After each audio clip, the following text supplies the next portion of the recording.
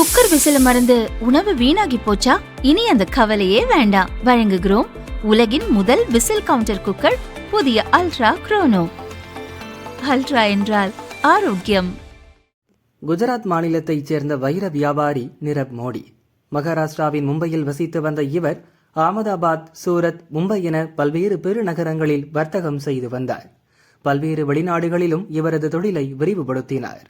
மும்பையில் உள்ள பஞ்சாப் நேஷனல் வங்கியில் 13,000 கோடி ரூபாய் கடன் பெற்று அதை திருப்பி செலுத்தாமல் ஐரோப்பிய நாடான பிரிட்டனுக்கு தப்பிச் சென்றார். இவர் மீது வழக்கு பதிந்த சிபிஐ மற்றும் அமலாக்கத்துறை அதிகாரிகள் இன்டர்போல் எனப்படும் சர்வதேச போலீஸ் உதவியை நாடினர்.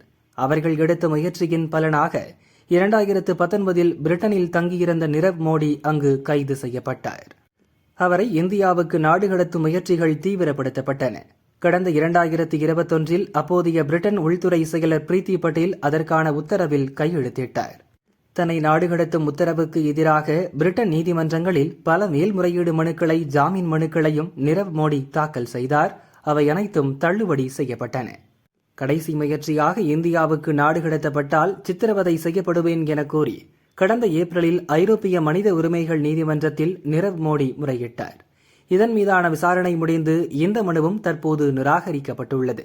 நிரவ் மோடி மேற்கொண்ட அனைத்து முயற்சிகளும் தோல்வியடைந்த நிலையில் அவரை இந்தியாவுக்கு நாடு கடத்தும் பணிகளை பிரிட்டன் அரசு மேற்கொண்டுள்ளது.